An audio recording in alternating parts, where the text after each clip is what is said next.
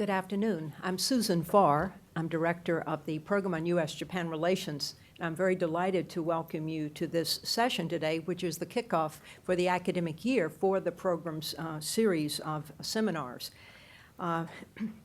6 months ago, a devastating crisis hit Japan with what is called now come to be known as the triple disasters, the earthquake, the tsunami, and then the nuclear issue, specifically arising around the Fukushima Daiichi plant.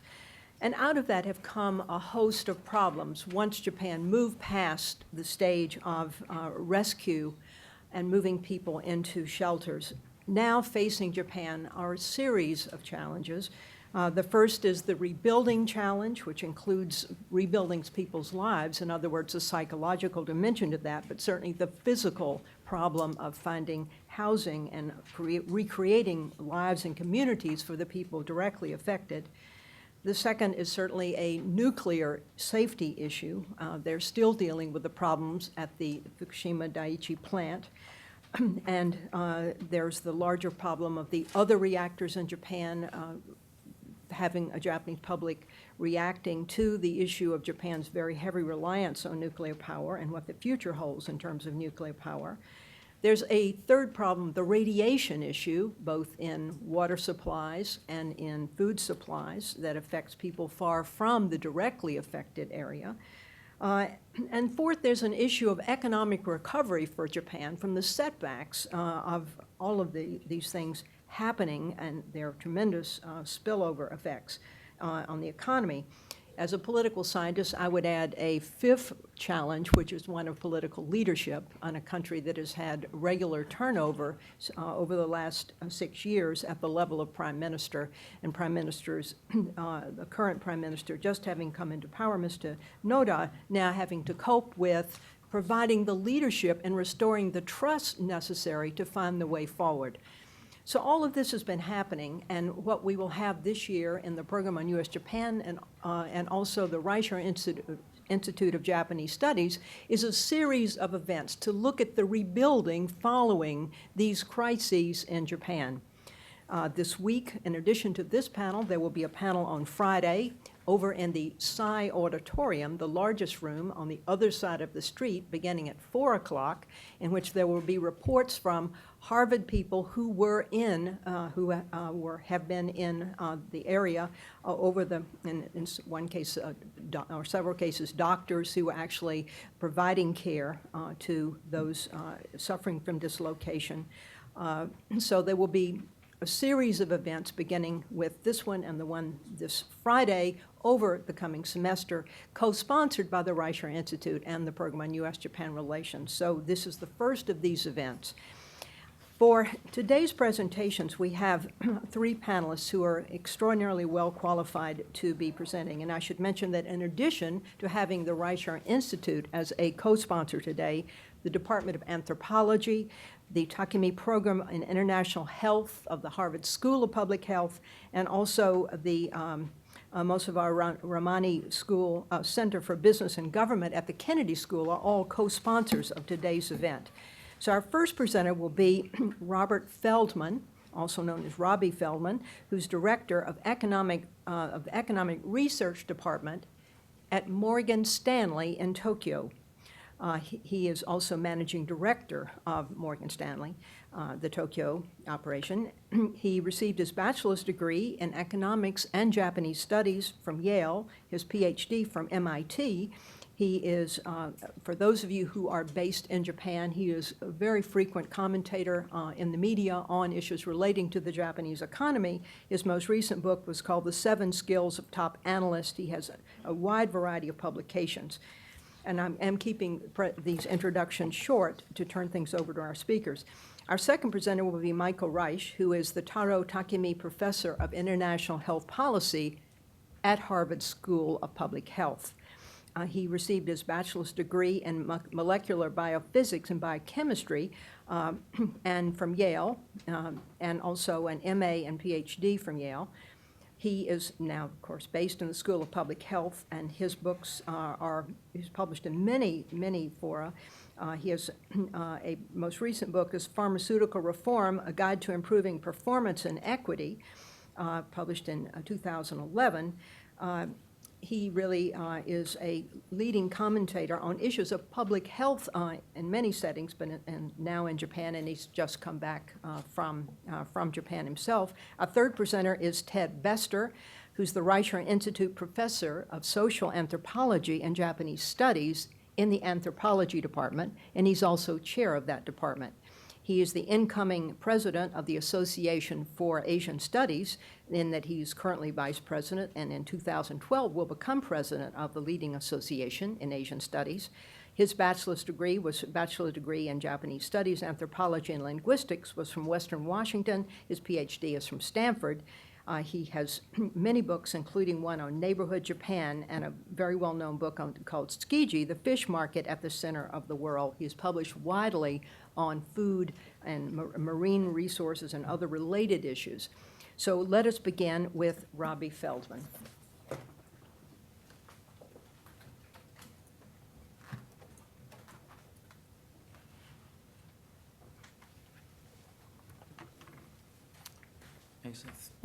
Thank you, Professor Pharr, and let me extend my thanks to all of the sponsoring groups who've brought us here together today. It's a great honor to be asked to speak at this forum today. We've only got about 12 or 13 minutes per speaker for our initial introductions, so let me quickly run through really three topics that I think are important for the overall theme today of rebuilding Japan. One is, will the new government function? A second topic is, will the fiscal debate, very important for getting the rebuilding of the Tohoku on stream, but also for many other things in the country. Will this fiscal debate be successful?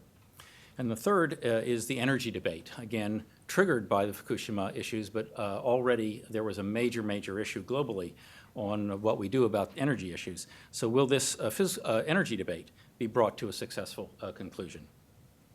At this point, my answer to these three questions are no, no, and no.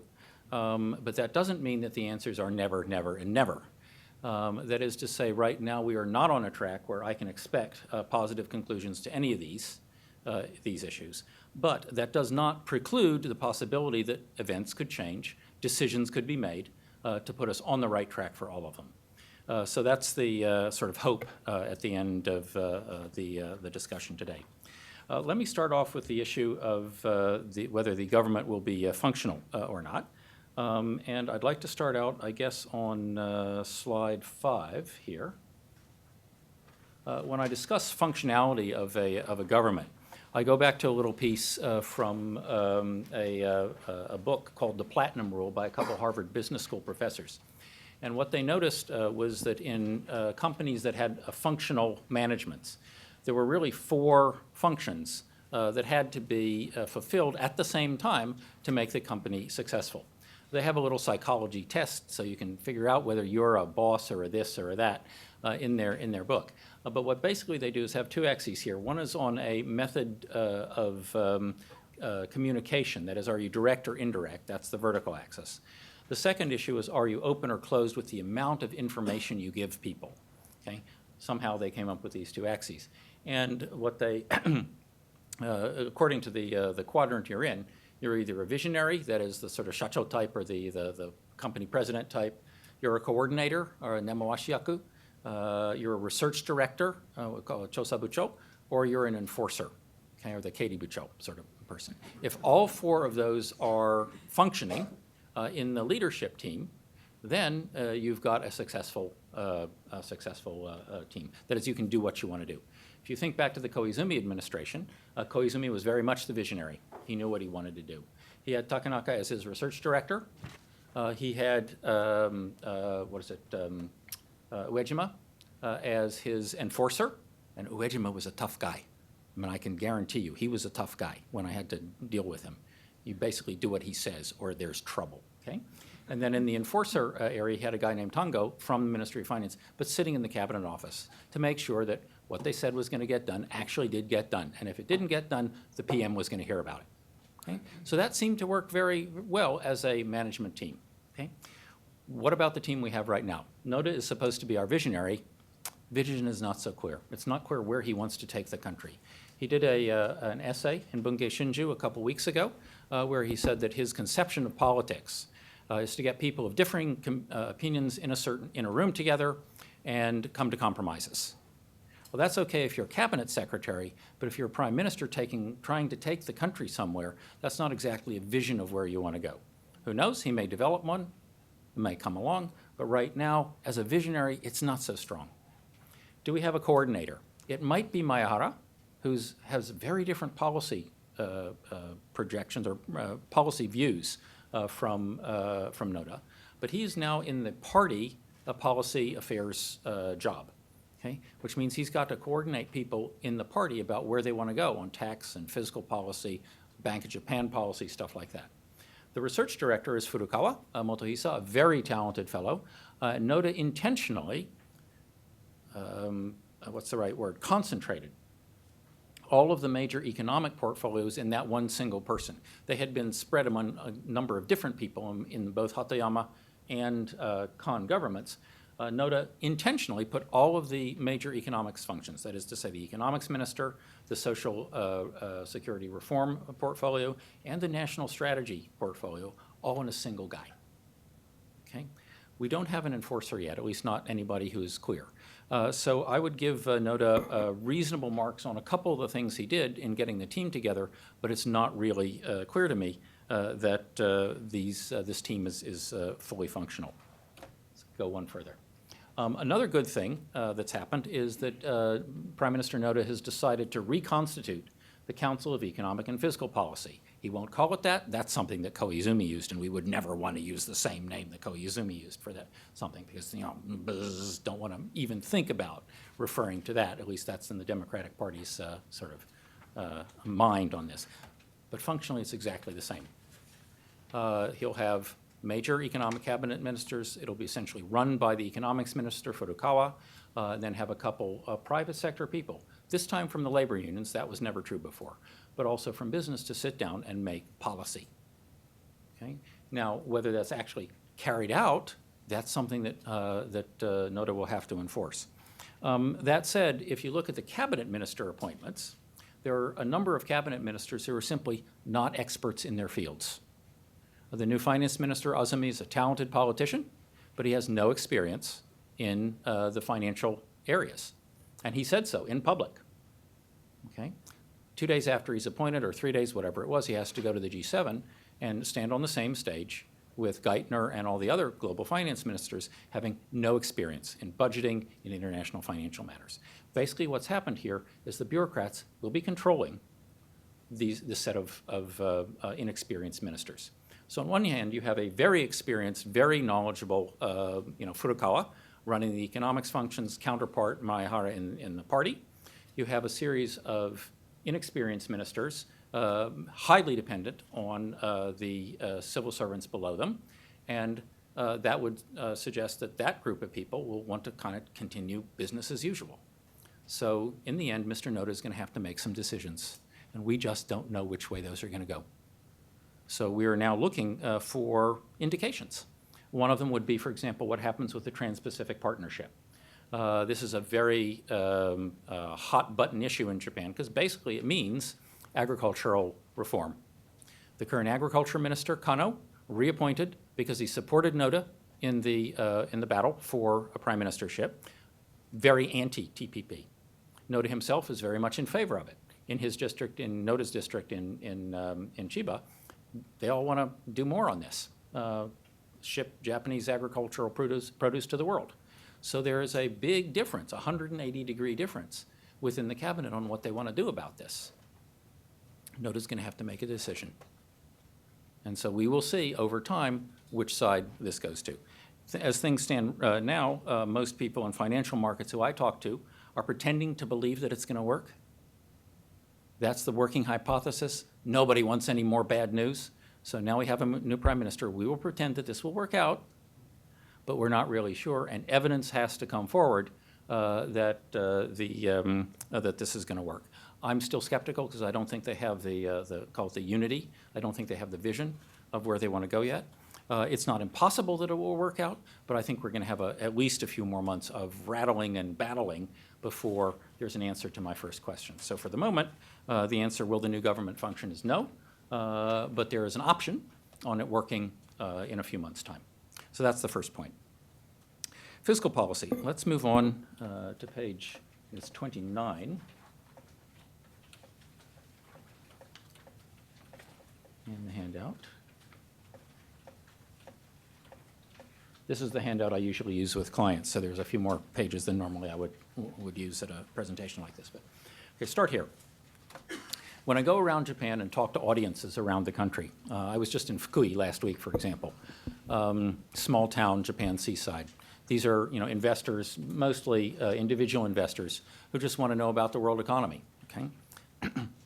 When I talk to them about what's going on the fiscal issue in Japan, I actually do a little pop test. And I ask them, what's the scale of spending of the Japanese government? Okay, GDP is 500 trillion, okay? Does the Japanese government spend 50 trillion, 100 trillion, 150, or 200? And they all hand, it's a multiple choice test. I didn't want to make it too difficult, okay? Almost everybody holds up their hands at about 100.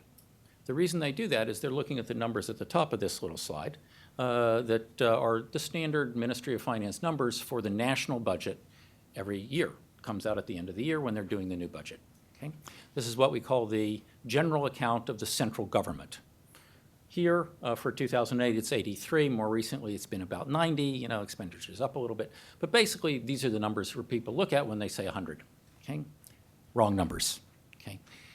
These are exactly what the MUFG says they are. They're the general account for the central government. It's sort of looking at part of the parent company in a large conglomerate. You need to consolidate all the subsidiaries before you get a real picture of what's going on. And these numbers do not consolidate the subsidiaries. If you do that the way, say, the OECD or the IMF do it, you get numbers in the middle sort of orangish block there. So spending is not 83 for 2008. It was actually 197. Completely different set of numbers. On the tax side, same issue. The central government, 2008, had 54 trillion of tax revenue. When people, even some well-informed people or relatively well-informed people, think that that's what government revenue is. It's not. It doesn't include any of the Social Security taxes, which by themselves are larger than that 53. Okay? So the first point here is, let's use the right numbers. So if we're going to come up to any kind of a serious conclusion on what needs to be done about fiscal policy, you've got to use numbers that actually encompass the problem that you're talking about, which is, in the United States, in Japan, and Europe, it's a set of numbers on 4 different business lines that governments have. One is what I call the operating balance. This is education, defense, public goods. Second is social insurance of all different types, medical, pensions, et cetera. Interest balance that the government pays in and out. And then the final thing I have down here is capital transactions. Every government is a financial institution. It has lending, it has borrowing, and there's a net interest payment. They have repayments, et cetera. If you look at those 4 business lines, what you discover is that the operating balance, that is the public goods operations of the Japanese government, are basically doing pretty well. Even in bad times, they're basically running a balance relative to the revenues that are associated with that line. The problem is in the social benefit balance. We're collecting about receipts of about 57. This is 2008 numbers. They're not so different now. And we're spending a little more than 100. So we have a deficit of about 50 trillion yen, or about 10% of GDP. Okay? Now, historically, what did that look like? Well, the yellow line is the social balance historically. It was more or less about a deficit of about 5% of GDP from the start of this data series in 1980 through late 1990s. As deflation got going seriously, it got worse and worse and worse and worse and worse, and now we're up to 10%. Okay? Now, my view, maybe I'm more on the left-wing side of this, I don't mind the government running a deficit on the social insurance balance. It doesn't bother me. Okay? The question is how much is okay, given who's paying for it and what is the consequence for future growth. What's happening now in Japan, in America, in Europe, is that virtually every component of expenditure in the budget is being squeezed out by the social expenditures. Okay? So societies have to make a choice. Do you raise taxes to pay for those social services? Do you hold taxes down, cut back on some of those social services? Do you make them more efficient? This is something I'm really looking forward to both my colleagues helping us answer. How do you measure the efficiency in medical systems or pension systems so that we can get the right answer on that issue? So that is really the issue that this government faces. And as far as I can tell so far, there really is no direction from the new government. What Prime Minister Noda said in his policy speech last night was that, yes, we have to finance recovery, but what we're going to do is we're going to cut wasteful spending. Okay, exactly what do you mean by that? Well, we're not sure, okay? I was involved in the so-called jigyoshiwake, or the budget screening process a couple years ago, and we tried and tried and tried. We could only find about 1, maybe 2 trillion yen of so-called wasteful spending in this. They didn't put stuff on the block that they should have put on the block, okay? So how's that gonna work? So that was the first thing. Asset sales. One of the things that one of the DPJ members mentioned was selling off the post office. That's going to cause a little problem in the coalition because one of their coalition members is dead set against doing that. Okay, so what do they do on that? So there are a lot of policy issues that are involved that just make it very difficult for them to move forward on either the spending or the tax elements of this. And then the final one, of course, thank goodness in this last DPJ debate, there was a very lively debate about, is it taxes, is it spending, or is it growth? What do we do to get productivity growth going again so that we can lower the debt ratio through the denominator? Every ratio has a numerator and a denominator, and people were worried about 200% of GDP for the debt ratio. The easiest way to lower that ratio is to let the denominator rise. You know, that's a growth issue. So now, also in last night's speech, for the first time, Prime Minister Noda mentioned the fact that we need spending control, we need tax hikes, he said, and we'll see how much on that is really necessary, but we also need, he said, a growth strategy. Good, that's a step forward. What they really mean is not so clear. So that debate is still up in the air, and it's the same debate in Japan as it is elsewhere. Let me end with a little bit on energy. What page am I going to now? I think 48. When I look back now over the events around March 11th, the thing that strikes me as most important is the impact of that accident on the global strategy for dealing with energy issues. Okay? It's pretty much consensus that we need to reduce our reliance on fossil fuels, and until that accident, the strategy had been for virtually every country, we're going to exit or reduce our dependence on fossil fuels by increasing our dependence on nuclear. Okay, that was the strategy just about everywhere. We've now had Germany and Italy say, we're getting out of nukes. Might be right, might be wrong decision. The Chinese have said, we're going forward full speed on this. There was just an industrial accident in France overnight, but it kind of scares you. Governor Cuomo in New York has said they want to shut down that he wants to shut down the Indian Head plant 25 miles north of New York. Okay, 3 nukes, 25 miles north of New York City, built on an earthquake fault line. Sound familiar? Okay, so globally, what do we do about this? Well, what I've tried to do here is outline how big the problem is. In the speech last night, Prime Minister Noda said they're going to come up, I think it was in a year, okay, with a new energy policy to discuss Japan's energy future out to 2030. Well, this is 2011, okay? If they're talking 2030, that's 19 years. It's not that far. Now, these are issues that have to be dealt with on, you know, the life of a gas pipeline is about 20 years. So that's really not a very long horizon. What I did here is go out 50 and say, okay, what if global energy use rises at the same 2% it has over the last 30 years? Excuse me, last 20 years. Accumulate all the energy usage, that would add up to about 8.4 trillion barrels of oil equivalent. Okay, so that's the demand scenario. What about supply? Reserves are kind of a funny number. Proven reserves kind of don't fall even though we use more every year. So it's kind of a strange number to use. But let's take what we've got. Normal proven oil, natural gas, coal reserves, this much. So-called feasible shale gas, the new stuff that's coming out. Some pollution problems, water pollution problems, associated with this, so it might not be usable. But if you add that in, 6.8. So we need 8.4. We've got 6.8. There's a gap. And even if we solve this gap over the next 50 years, there's none left. So what are we going to do? Okay, let me talk about the Japan numbers I put together here. Demand and supply. Demand goes down slowly. What I've done here is take current energy use per capita in Japan, primary energy use per capita, multiply it by the population projections. So it goes down slowly. That's the blue line on the top. And it's this one right there, okay? So that's kind of slowly decreasing total energy demand. So then the policy issue here is what do we do about sources, okay? What I've said here is we've got a policy goal of reducing use of fossil fuels to zero over a 50-year horizon. They may be too expensive by that time. My colleague in New York, Hussein Aladino, wonderful, wonderful young analyst, says that on current supply and demand projections, we'll be digging for oil in Central Park, not so far in the future, or Hibiya Park, who knows. So it's going to get expensive, and so we'll have to be, for cost reasons, just getting out of that. Okay? What if we decide we want to get out of nukes too? Okay, that is the position that Prime Minister Noda has taken.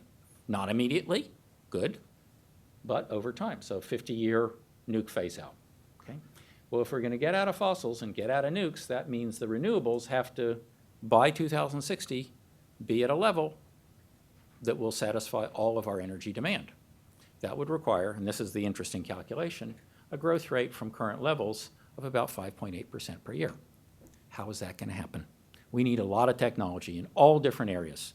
I'm not theologically either in favor or against nukes if we can get some good, technology, particularly for waste disposal. Great, okay? But we need a lot of work in all kinds of areas, and we have to fund that work in the context of these social issues that I just mentioned. So there's a very close connection between the fiscal issues I mentioned before on medical and pensions and this energy issue, and we've got some very difficult decisions to make. So let me end there. Thanks.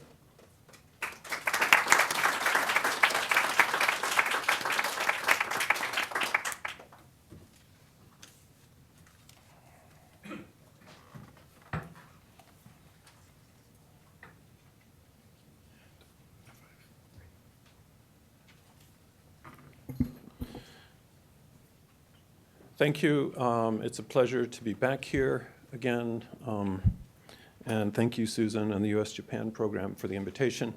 I was thinking about a title for my comments this afternoon, and I came up with this idea a half year later. Hantoshigo, it's almost like you're watching a movie, and the movie says, well, either fast forward or back forward. Here we are. Where are we? And what's going on with the disasters in Japan? Disasters, in some sense, provide you with a window on things that happen in society that often aren't visible. And I'd like to talk about three different themes right now in the time period. So here are the triple disasters. These are images of what it was like.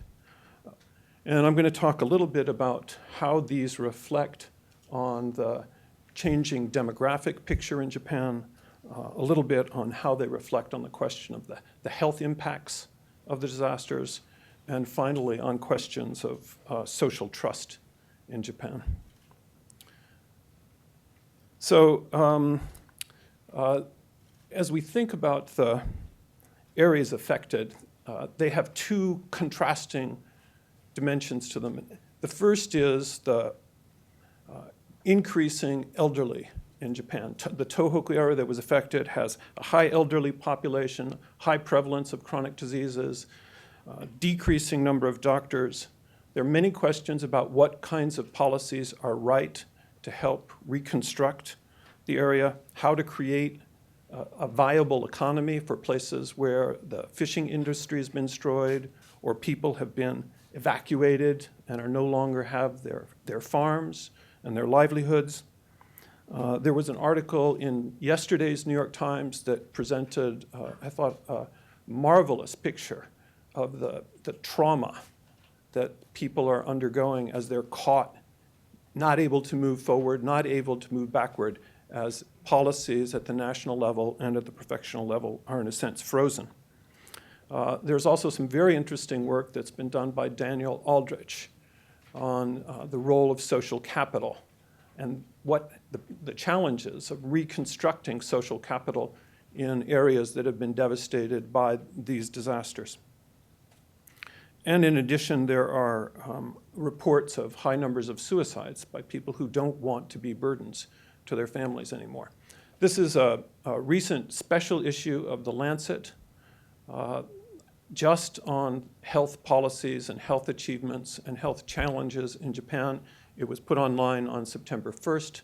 I participated in that. It's available both in English and in Japanese. You can get it through the Japan Center for International Exchange. And one of the articles talks about the challenges of creating a healthy aging society. These challenges are particularly difficult in the Tohoku areas that have been affected by the disasters. The other side of this is low fertility and a declining population. So the total population in Fukushima in June this year had declined by just over 1% compared to March. The official age stratified data aren't available yet, so we don't know how much is true for different age groups, but media reports say that there's a declining population of young people. So this is a, sorry. This is an article that came out in the Fukushima Minyu, the local newspaper in Fukushima City. There are about 10,000 students in elementary, junior, and high schools who've moved out of the prefecture. And there's another 6,000 who have moved to other parts of the prefecture to try to get away from radiation levels. There are great fears about radiation and school children. This is a picture that I took when I was in Fukushima in July. The prefecture announced they were going to clean up the schools. 2 days later, they had bulldozers moving in. They scraped off about a foot of dirt from the playground. They put it in a big pile under that blue tarp, and they dug a hole in the ground, which you can see in the corner over there. And they're going to take this dirt and put it in there and bury it. So that's the cleanup. There are not clear instructions from the central government. There are not clear instructions from the prefecture, and everyone is left trying to figure out what to do. I have a close friend and collaborator in Fukushima. She has a 6-year-old son in school. There were questions about exposure to radiation from the air. So there were questions in the classroom. Do you open the windows? Do you close the windows? Who decides? Do you sit? Some students brought in notes from their parents. They were not supposed to sit near the windows. Other people could sit near the windows. So it's a great level of confusion and anxiety. There are personal reports from obstetricians that pregnant women are moving out of the prefecture, and obstetricians have fewer clients. And these fears get then reflected in the medical system. It's hard to find physicians who are willing to move to Fukushima prefecture. So there are areas in Fukushima that have fewer pediatricians and fewer obstetricians. This is also a national problem. So the problems of Fukushima reflect the larger structural issues in the distribution of physicians in the country. The second theme is the challenges of assessing the health impacts of radiation. So what are the short-term and long-term and medium-term impacts of low-level exposure to different kinds of radiation that come from the explosions at the power plant. This is an article that appeared in Science on August 5th. Professor Yasumura is the person who invited me to speak at the Tohoku Public Health Association in July. He's a friend. The article said, Japan's about to launch one of the most ambitious epidemiological studies ever attempted on the health effects of low-dose radiation. The target population is all residents of Fukushima, all 2 million residents. So this raises all sorts of both technical, political, social, psychological questions. Is this being done for research? Is it being done to help individual patients? Is it being done to keep track of people? Is it being done for potential future compensation for people? The official response, according to Professor Yasumura in this article, is they're telling people the survey is not being done for research. In other words, people are not being used as guinea pigs. It's being done to help people and provide them with services. But there are lots of problems of implementation. There are questions about whether the prefecture itself has the right capabilities for conducting this kind of complex, large survey that's supposed to go on for 30 years. I said to Professor Yasumura when I saw him in July, are you ready to do this every day of your life until you professionally retire? Because it is an all-consuming kind of event. On the other hand, the survey is having positive effects. So one of my friends who's participating in the mother survey, another one is participating in the mental health survey. Both of them are engaging with people in ways to provide them with services. But there are some underlying tensions. This fits into larger questions about the health impacts of low-dose radiation.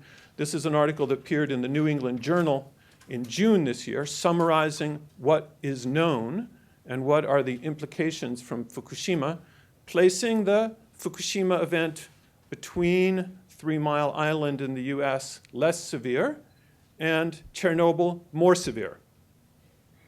I'm not a specialist in radiation, so I can't give you definitive answers, but according to this article, there is, they phrased it carefully, little consistently elevated levels of cancer due to radiation exposure in Chernobyl.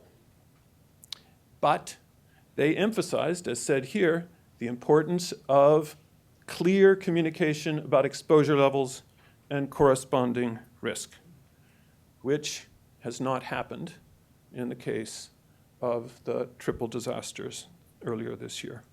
So the third theme I'd like to discuss, and this was reflected partly in Robbie's earlier comments, is declining trust in government. The level of distrust and disbelief is profound. Prime Minister Khan, who's in this picture here, sort of in the shadowy background, had one of the lowest approval levels of any prime minister. There have been flip-flops in government policies and decisions on evacuation zones, on safety of food products, on compensation policies, on cleanup methods. There were major problems this summer about contamination of beef because there had been rice straw that had been left out, been exposed. Farmers were apparently told not to give it to cows, but some did manage to get into the food system. So the complexity of these public health issues would be a challenge for any government. But I think that the antagonism between the Khan government and the career bureaucrats contributed to exacerbating the lack of a clear and consistent government response. People didn't get information that they could use for making their own personal decisions. There have been some stunning television documentaries by NHK on how the disaster has affected some individual families. When I was there, I saw one about a family in Itatemura, which was inland farming area. The radiation came out of the sky. They never saw it. You can't smell it. and it basically, they were in a hot spot. Their cattle had to be taken from them. They had to be evacuated, and they're now living in sort of small temporary houses in the city. So there's serious issues that the health survey itself has raised. The lack of consistent messages from public authorities, on the one hand saying, we need to follow everyone for 30 years, on the other hand saying, it's safe, don't worry. There are questions about, does the prefecture really have the capacity? The central government seems to have turned over authority to the prefectural level. Will they be able to, and different prefectures are taking different paths. Will this work? A lack of community involvement. So there's not much community representation in the surveys, and a lack of international inputs. There was a conference that was just held on the 11th and 12th of September, the last 2 days, in Fukushima by the Nippon Foundation, the Japan Foundation, to try to bring in international experts to strengthen the prefectural response. On the other hand, there has been a positive dimension to this. There's a growing role of NGOs and civic engagement. The disasters have provided an enormous opportunity for younger generations to become involved in the public response. That includes students from Harvard and some Japanese and American physicians from Harvard teaching hospitals, and they'll be on a panel this week on Friday to talk about their experiences. But there are problems in the continuity of these efforts and a declining number of volunteers and a need for more people to help, and continuing questions about TEPCO, the Tokyo Electric Power Company, their capacity to manage what continues to be an ongoing problem of bringing the nuclear power plant under some kind of a stable environment. So I'd like to just conclude with a few thoughts. This is not a single moment acute disaster. This is something that it's created a series of long-term chronic disasters.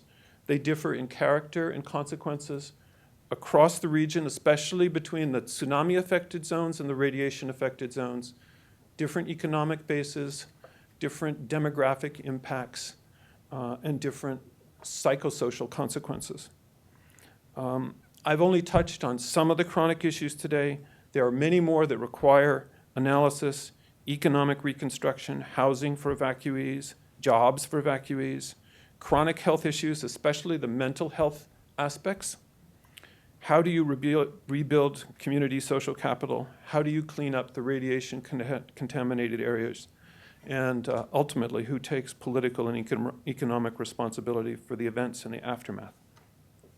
So these disasters have exposed limits in the capacity of the central government and the prefectural government to deal with these issues. And it raises questions of who will ultimately take responsibility. Work that I did in Japan now 40 years ago, in the early 1970s, on Japan's pollution problems keep coming back to me. It seems like my career has, at least in this area, connected me back to my origins, which in some ways is nice and in some ways is kind of tragically sad. But it does suggest that victims themselves are the ones who ultimately are going to have to take responsibility, organize themselves, find strategies to deal with these complex issues that include economic, political, cultural, social, and personal dimensions, which really is a kind of a process of double victimization. So this is something I've written about before. In one sense, they're victims of both a combination of natural and man-made disasters in terms of the initial assault, and then secondly, they're a victim of a series of social processes that may be well-intended to try to help them, but end up creating a series of new challenges and new problems that they have to deal with as they seek redress, compensation for harm, as they seek rebuilding some sense of a new life, and as they seek renewal, a new beginning in after these tragic assaults. So thank you.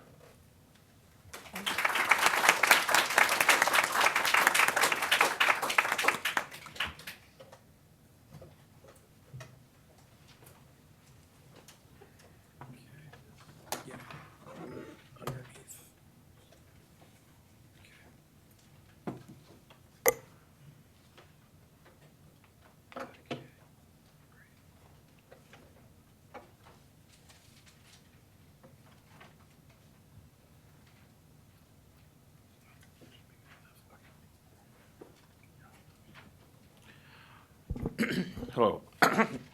Excuse me.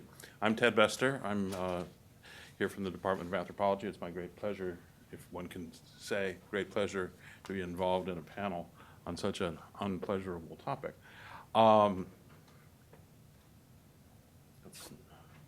not the right view.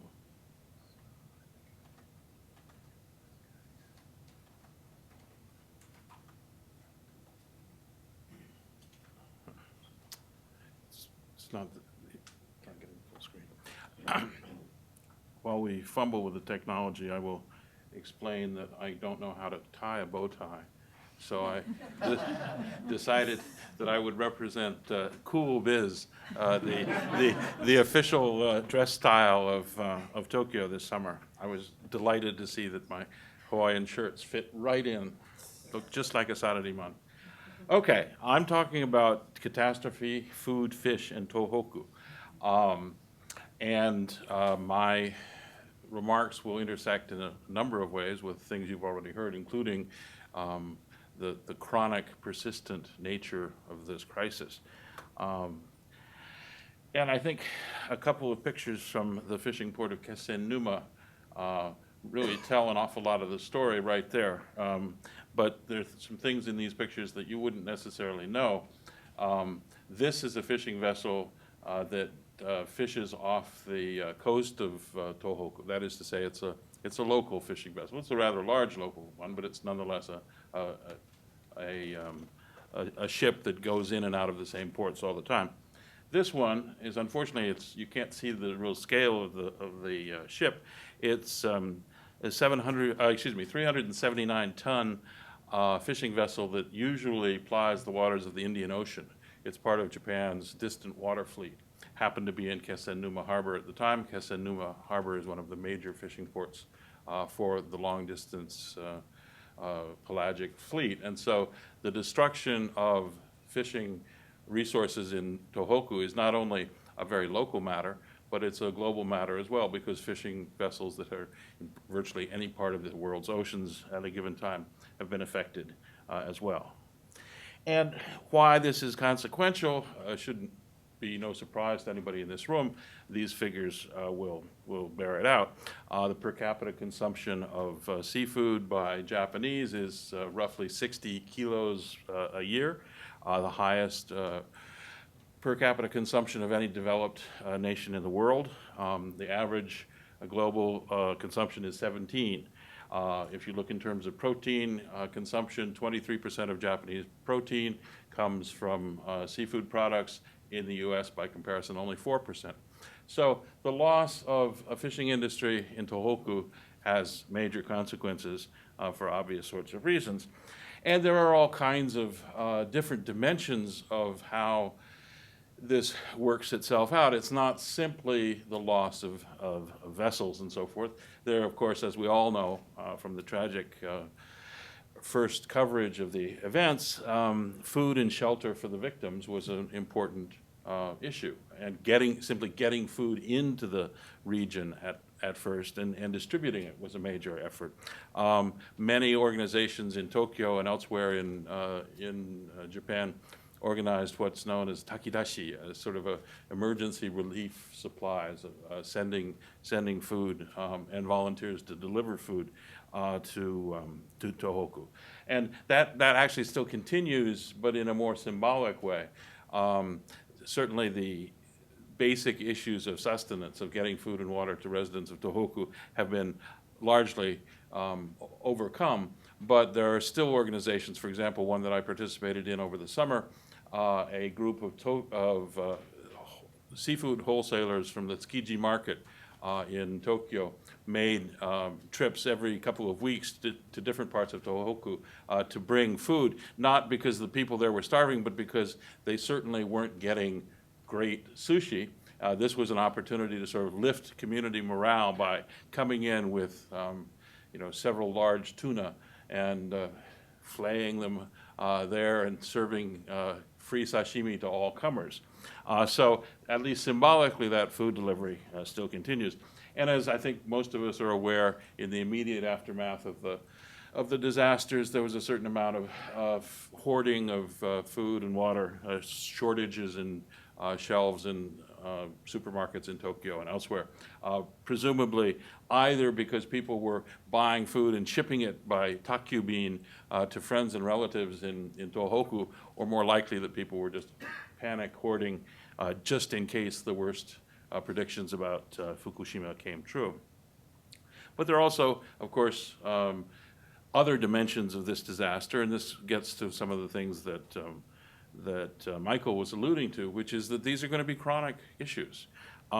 It's not just the people who are starving and without homes in the first few days, it is that disruption of food production on a national scale has taken place, not just in terms of the active gathering of food, either harvesting from fields or harvesting from the sea, but things like food manufacturing and processing, distribution, market confidence, and so forth. In terms of food manufacturing and processing, it turns out that a major center of the Japanese food processing industry, particularly the freezer warehouse industry, was situated around Sendai. And in the aftermath of the earthquake and the, of course, loss of electric power and so forth, tens of millions of tons of frozen food melted or defrosted unexpectedly. That's not necessarily food that was even produced in Tohoku or perhaps even in Japan. It was stored there and was then going to go into national distribution. So a substantial chunk of food supplies already in hand were lost in the space of a few days. So that's one example of the impact on processing and distribution. Market confidence, of course, is another aspect. The volume of trading at the Tsukiji fish market in Tokyo declined by something on the order of 60% in the first 2 weeks after March 11th, in part because transportation was disrupted, in part because fishing from seafood products from Tohoku were not available, obviously, but in part just because of a lack of confidence among consumers in the food system, in what could be gotten, what could be delivered. So in the chaos, the leading seafood market in the world, in the leading seafood consuming nation in the world, plummets by 60% in the course of the aftermath of the disaster. It's come back a great deal, but it's still rather shaky. Another measure of market confidence is the extent to which foreign countries have banned imports of Japanese food in the aftermath, particularly of the Fukushima reactor.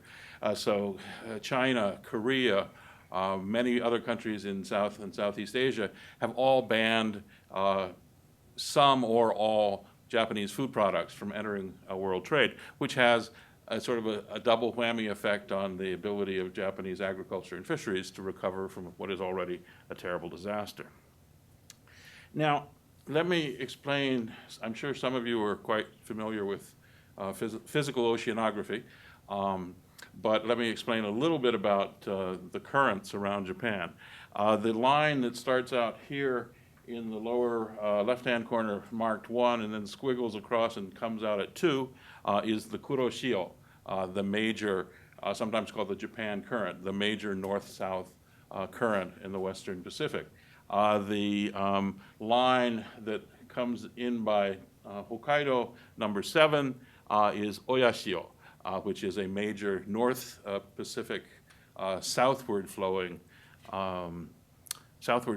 ocean current. And you can see they more or less collide right off the coast of Tohoku, which is a good thing for fisheries, because in areas of the ocean where warm and cold currents collide, it creates a kind of turbulence in the water that brings nutrients to the surface.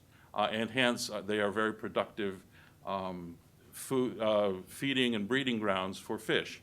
And they also create these eddies. So you see right off the coast of Tohoku, this kind of circular eddy that these things, of course, shift seasonally and according to other climatic conditions. But generally speaking, there are large eddies off of the coast of Tohoku, which are centers where this mixing of nutrients and mixing of waters takes place.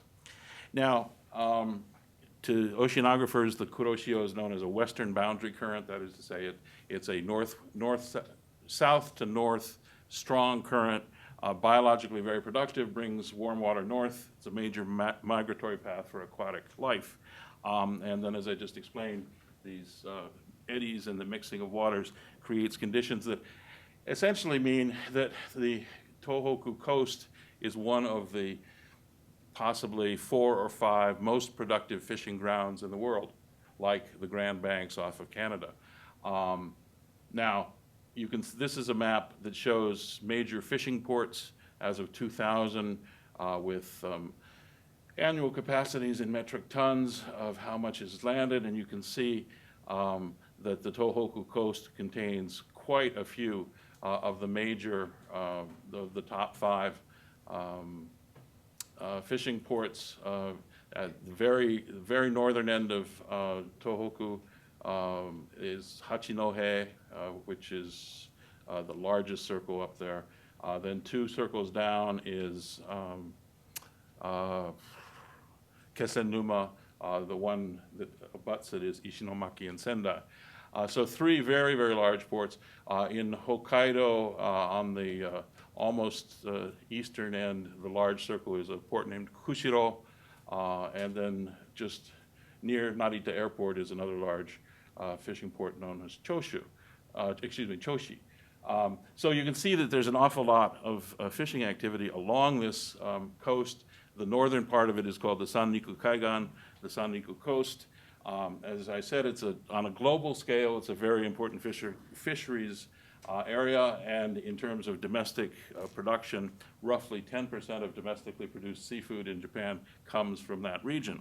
Now, the tsunami damaged in this area roughly 6,000 fishing vessels, and over 100 fishing ports were damaged as well, including several of the very large ones that I just pointed out, Kesennuma, Hachinohe, Ishinomaki. So this is a very serious place for things to have happened.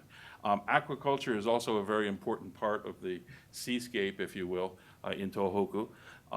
Very high national proportion of production for some species, something like 70 to 80% of all nori produced in Japan is produced off of the Tohoku coast, and something like 95% of certain kinds of oysters are also a product. So in this area, these are figures that give, for 3 of the prefectures, the yen damages to aquaculture alone. So in Miyagi, almost 52 billion yen's worth of damage to the local aquacultural production. And it's important for people who probably don't spend a lot of time thinking about aquaculture to remember that aquaculture is often a multi-year operation. You don't just put something into the water and get it out 3 months later. In many cases, raising certain kinds of species, oysters, for example, will take 3 to 5 years to grow from sprats to actually marketable things. So when an aquacultural facility is wiped out, as a tsunami would do, it is not just something that, oh, well, we can start it over again next year and begin production immediately. It may be a 3 to 5 year period to rebuild the stock in order to be able to continue.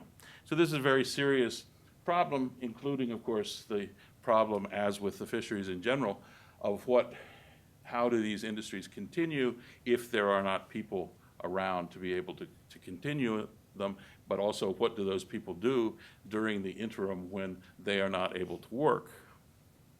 So we have all of these multiple impacts. We have physical destruction of fishing boats, of nets, of piers, of fuel depots. We have the destruction of aquacultural facilities, including multi-million-dollar structures that float in the ocean off the shore, where captive populations of fish are being raised or were being raised.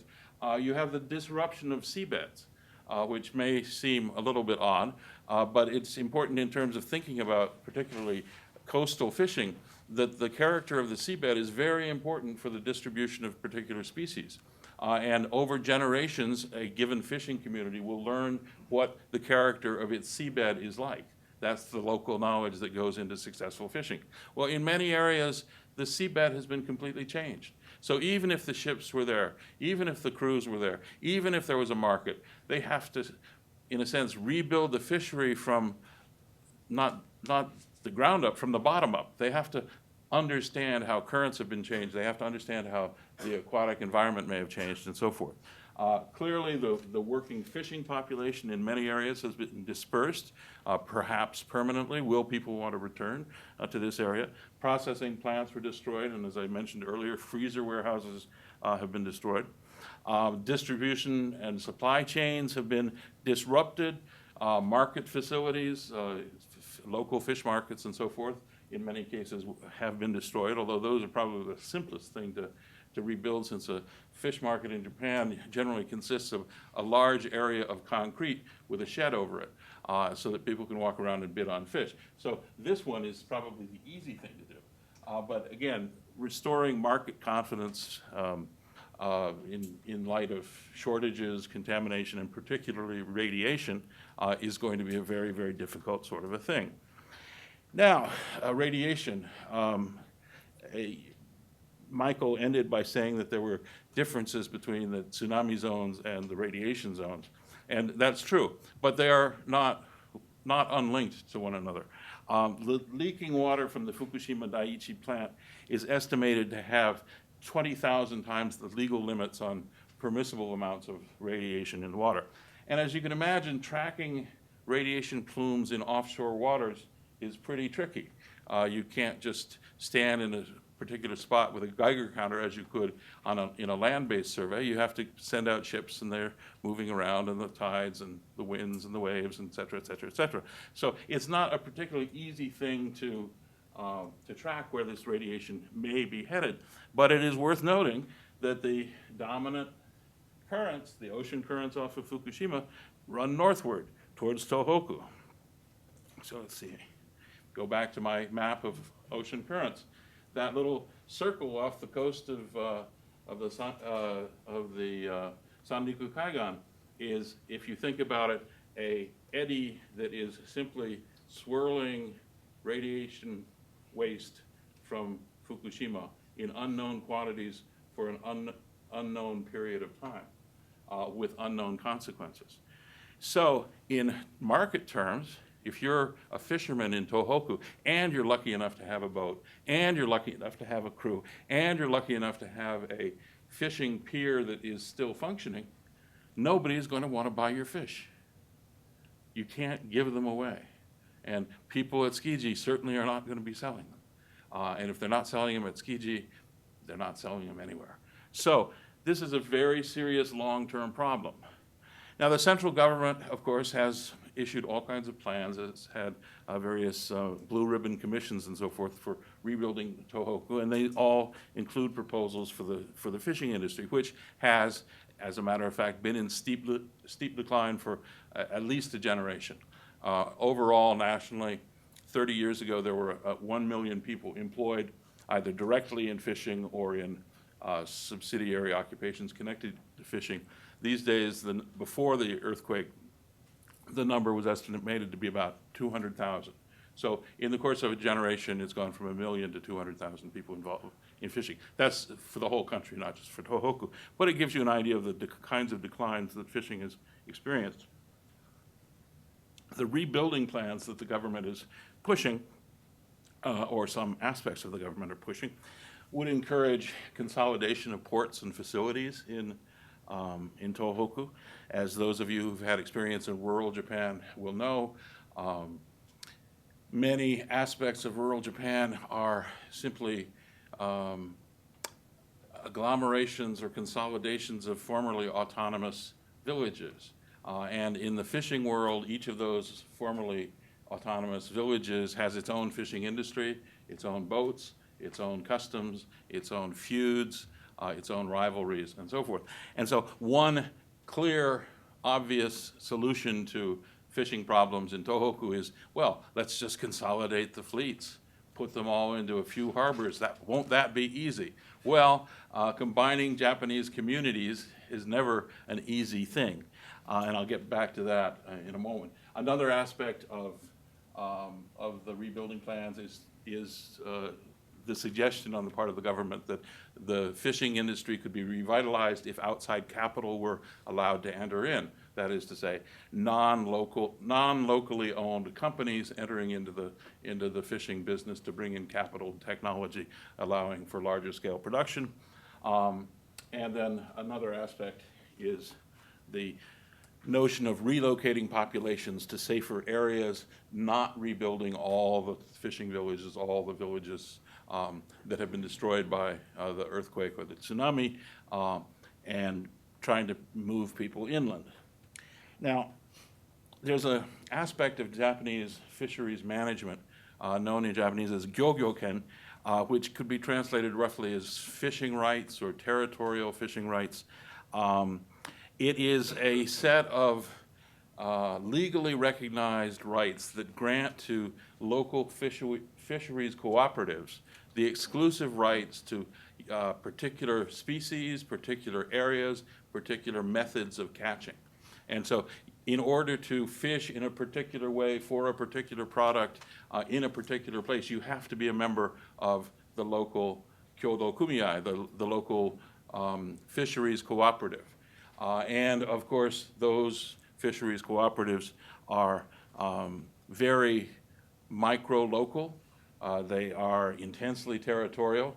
Outsiders, yosomono, are not welcome. And they fiercely guard their independence, their autonomy over these legally recognized fishing territories.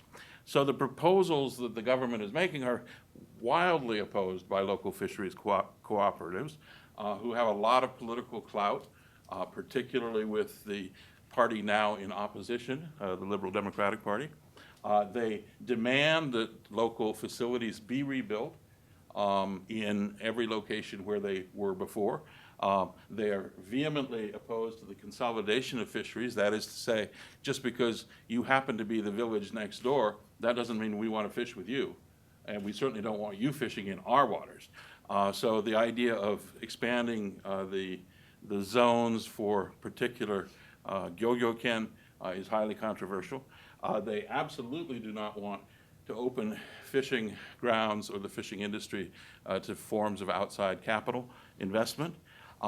And they have an enormous support, the local fisheries cooperatives, within the fisheries agency of the Ministry of Agriculture, Forestry, and Fisheries.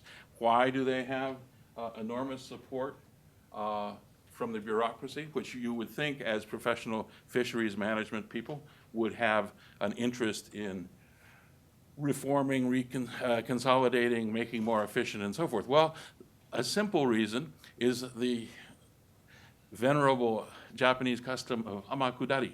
That is to say, what does a retired fisheries official do?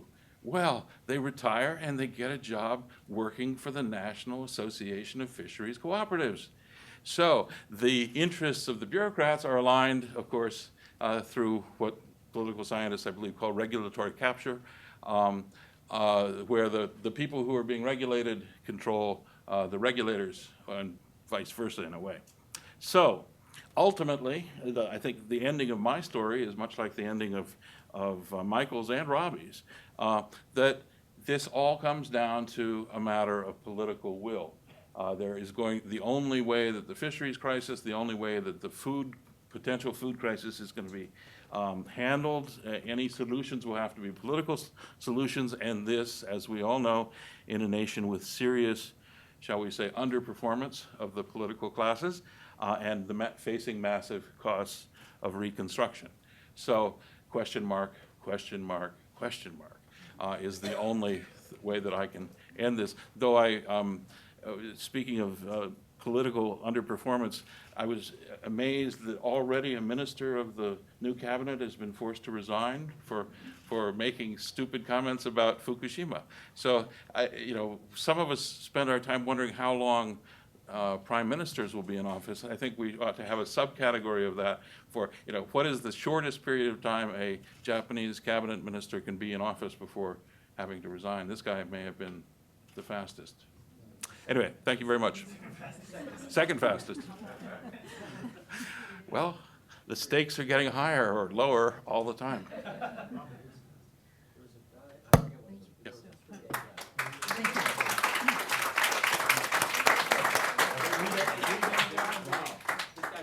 So may I ask the panelists to move to the front? And we'll keep this informal, but let me now open it up. And may I ask you, in the interest of time, today one of our speakers has to leave, Dr. Feldman. So we are going to have to end sharply at 1:45. So let us please ask only a short and one-part question, and please indicate who on the panel you direct it to. I'll begin with Ted Gilman. It's short, it's one part, and it's for Rob. Okay, thank you. The budget stuff that you put up there was very interesting, the orange box. Yeah. Just on a comparative basis, do other governments, Japan is not the only government facing large-scale deficit and debt problems. Do other governments use the same numbers that the Japanese do? Every country has its own fiscal accounting system. This is the Reinhard Rogoff book. So details some of this. But basically, it's particular to every single country. And so what people who do comparisons do is they use the standard international national account statistics, the SNAs. And essentially, every country does put out those statistics. The national governments typically don't use them when they're talking about fiscal policy, but the OECD and the IMF do. So if you want comparable statistics, the best you can do is to go to those sources. OECD probably has the easiest to use. IMF also easy to get. Professor Furusawa. I have a question for Dr. Feldman. It's about a similar question. So you mentioned that one way to lower the ratio of the government debt to the GDP is to raise the denominator. Yes. So would you think that it is the best policy to boost the economy instead of raising the tax? But looking at Europe, it is dangerous to have the big, the government debt. Yes. So what is your recommended policy for? Okay, yeah, so basically the question is, how do you raise the denominator? The denominator is basically a nominal amount, so you can do it either through real growth or you can do it through higher price levels. Right now, the price level in Japan is about 30% below what it would be had the trend up to 1998 continued. Okay, so there's clearly a role for more aggressive monetary policy to help correct that problem. The real economic growth problems are a little bit more difficult to deal with, but during from basically the mid-90s through 2005, really from the the Murayama government's speeding up of the reform period from 5 to 3 years there was an acceleration of structural reform in a number of areas. You can go through the whole list of them, but basically I think that's where we could have some immense improvements. Let me ask one of my colleague panels, Mike, to react to a statement I heard from a friend on this very issue. A doctor friend of mine who's just gotten back from Germany, heart surgeon, had one of the biggest clinics in Germany. They do, 10,000 heart surgeries per year at this German clinic. He comes back, he notices that in the Kanto area in Tokyo, there are 3 such clinics in Germany that do essentially all the heart surgery. He notices that in the Kanto area, there are 100 fully equipped heart surgery facilities with all the doctors, all the equipment, that about half of them do less than 50 operations per year. So this doctor's assertion is, there is no shortage of doctors in Japan. There's no shortage of doctors at all. We just use them very badly because the institutional arrangements of how we allocate them. So if we can address issues like that, then we can maybe use our resources better. Is my doctor friend's contention correct in your view? The distribution across specialties is a major issue in Japan. It's discussed in the special issue of the Lancet in terms of the lack of any kind of control over who declares themselves as specialists. So you can sort of put out your hanger and say, I'm a heart specialist, or I'm a lung specialist, or I'm a dermatologist, without much necessary qualification to do that. The other element of this is that there's lots of studies that show that the probabilities of side effects and problems go up as the number of operations you do go down. So if you, Yes. the fewer you do, the more likely that there are risks associated. So it's a major issue that, of course, it brings us back to the political dimensions of deciding on who gets to declare specialization and how that's managed. If I can point out one other chart that I think goes back to Ted's remarks and now Mike's as well. In my little handout here, I think it's slide number 10. I have one chart that I think, in a certain sense, explains a lot of what the problem is. It also, there's actually some hope that things will change on this. This is a little slide that shows the relationship between the average age in a prefecture on the horizontal axis, the average ratio of old to young people per prefecture. So they call it old-young ratio. The vertical axis is the number of votes or voters per seat. Okay? So for example, in a prefecture like Tokyo that has lots of young people, it's really hard to get a seat. You need a lot of votes to get a seat, particularly in the upper house. In a prefecture like Tottori, it doesn't take a lot of votes at all. And guess which prefecture is old? Okay? So the weight of the elderly in the population is already growing, but that weight of the elderly is overrepresented, heavily overrepresented, particularly in the upper house.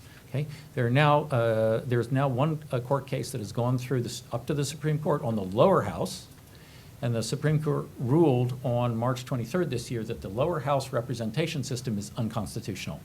The specific phrase they used was iken jotai, in a state of unconstitutionality. That basically means that if the Diet does not change the system before the next election, the Supreme Court could or would be kind of almost obligated to nullify the election. How do you pass a law if there's no lower house? This is a problem. Okay? It's even worse in the upper house. There's another court case challenging the 2010 election going through now. All 15 of the regional high courts have ruled that 2010 upper house election unconstitutional. The system is unconstitutional. So that will go to the Supreme Court. I don't see how the Supreme Court could tell all 15 regional courts, sorry, you're wrong, it's okay. So basically what this says is by 2013, we're going to have a different political system in shape. Or the Supreme Court is going to have to say, sorry, we'll draw the lines ourselves. Let's And that to move be- on with our questions, given that we have a short amount of time. Yes, Andrew Gordon. I have a question for Michael about the radiation issue. One of the things that's really striking, and you pointed out, is the numbers are given out in abundance of levels of radiation that are showing up in this or that object, or in the air or in the water, and the interpretations for the meaning are absent. And my question, or I almost never see them stated with any clarity, and I have to do this off a fair bit, is what's the balance between nobody knows, and so it's not necessarily the government's obfuscation or fault, or that there is fairly reasonably certain knowledge centered in groups that could or ought to be trusted, but it's not getting out? Or how would you put those? So that's a really great question. We could spend a whole day on that. And I think the first response is, you're absolutely right. The radiation levels are now handed out like the weather report. You know, they're maps that show, well, here's the levels recorded yesterday. The problem is exactly as you said, what do you do with that? So if you want to reduce your risk, what do you do and how do you manage that? And the answer is you really have no rational way of responding to that. It is an art form of presenting scientific information in a way that is actionable by individuals, which means that it has to be meaningfully related to some level of risk, and then allowing you to, in a sense, guess about your exposure based on your activities. And Andy Gordon is asking you, though, is it because people really can't, doctors and scientists can't agree on There the are effect- better ways to present information than that. The government is not organized to think about and follow through on that. Okay. Consul General Ikihara. Thanks. One thanks, one comment, one question. The first, I would like to thank you for the organization of the seminar, and I would like to thank you, all the presenters, for your care and interest for half a year later after the presentation. The comment, I understood that our government is really overwhelmed with the multiplicity of the problems. We have been tackling first for the short-term points like infrastructure or according to nuclear plants, things like that, or the blackout problem, etc. So these things are now more or less dealt with.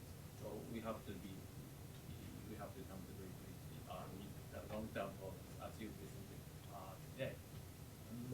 And I think it is really a question of political. I agree with you. And I'm not particularly well positioned to discuss about the political will of the government. But one element is that, as Professor Reich said, it made me feel like coming back to 40 years ago, where we have got a lot of pollution problems. But the difference between 40 years ago and now is the development of communication.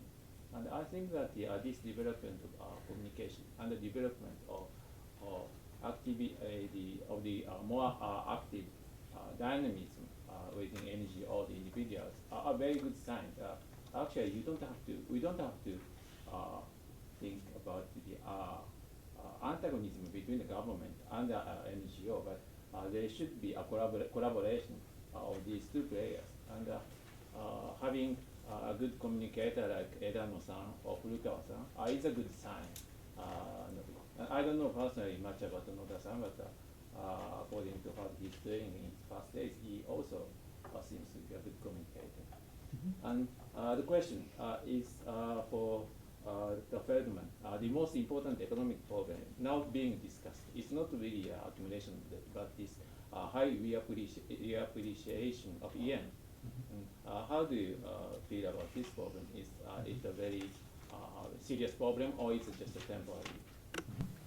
Okay, thanks. Let me start out by saying I think the most important economic problem we have right now is growth, and the yen issue is part of the growth problem. I think the yen is very strong right now. There are different measures, real effective exchange rates, et cetera. Typically, one takes a long-term measure and say, is it high or low relative to some historical average? I don't buy those calculations because the historical average is much less meaningful now that Korea, China, et cetera, have come up the productivity curve and they're more competitive. I look at it in terms of employment. And I agree with Prime Minister Noda that this is one of the absolute most important issues in terms of domestic employment. I don't think we can allow Japan to be hollowed out anymore. We've lost 1 million manufacturing jobs just in the last couple of years. If the economy is going to remain viable, we have to improve productivity growth in a broad set of areas in order to keep employment high. If we can't do that, then living standards will fall. The strong yen right now, I think, is a symptom of the inability of the country to come to grips with these. And it really goes back to something that Ted was mentioning before, which is the silo mentality, not just in the fishing industry, but in all sorts of different parts of government. That's why I'm very encouraged that Prime Minister Noda has reconstituted this Council of Economic and Fiscal Policy. Because if Prime Minister Noda decides to act, he will be able to say, okay, we now have the plan that this ministry, this ministry, this ministry have to work together to get this done, do it, or you're fired. He can do that if he wants to do it. Koizumi did that in certain areas. So if there needs to be a, which I think there does, a concerted program to deal with the competitiveness of Japanese industry, more than just yen dollar, but competitiveness of industry, Bank of Japan will have its role to do, as the Prime Minister said in his speech last night, and other industries will have their roles to do. Power being one of them, fishing being another one. There is immense room for improvement of efficiency in the fishing business. I mean, Ted just mentioned we've gone from 1 million to 200,000 employed. That means there's been a tremendous improvement of efficiency in the industry. Maybe we can do a lot better. Well, I mean, if we're still feeding a larger population on, you know, a fifth of the employment, Well, but, we've done well. Yeah, but they're not, but the actual net catches have gone down as well. By the same amount? Or a fifth of what they used to be? No, I'd have to check on that. Yeah, so But- somewhere but there's an But improvement. it's not a straight line. And there's Okay, fair a enough. massive increase in imports. Yeah, fair point. But would it be an exaggeration to say that the fish catch is 1/5 of what it was? No, it's more than a fifth. It's more than 50. Okay, so there's been some Yeah, productivity no, improvement. right. Okay. But basically, there has to be a lot of productivity improvement there. That's why changing that electoral system, correct me if I'm wrong on that as a political scientist, but when you change the incentives in the electoral system, you'll change the policies too. And that's why I think it's so important. Yes, I'm afraid we're at the point of a final question. Yes? Thank you. My question is for Professor Reich. Speak up, please, if you would. You mentioned about mental problems Hmm. in those areas. I'm curious to know, in your survey, the mental numbers of people increased in mostly in radiation affected area or in the tsunami? So- Because I come from Aceh, Indonesia, and so I know how these things So the- So the question is Sorry, whether, the question, if you couldn't hear, the questioner is from Aceh, Indonesia, where they experienced tsunami, and she was asking whether the psychological effects were more from the tsunami or from the earthquake.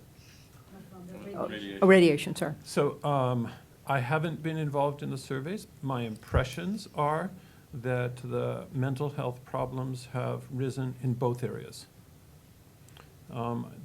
Let's say that Japan does not have a particularly strong mental health epidemiology community, but the people I've spoke to have indicated that there are significant problems in areas that are affected by the tsunami, as well as areas that are affected by radiation. And by the quake itself. Who else was in Japan when the quake hit? Anybody else beside me? Okay. Do you have the same feeling that I do when you run into turbulence on an airplane? Absolute terror. Yeah.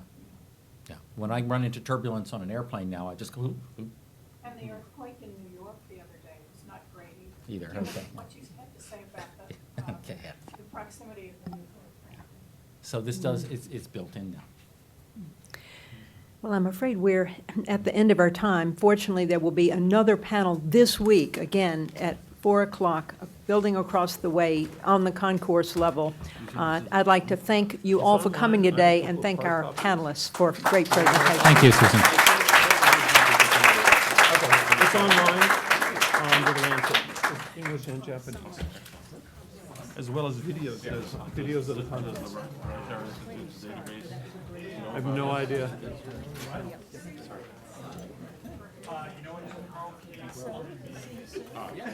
To get it?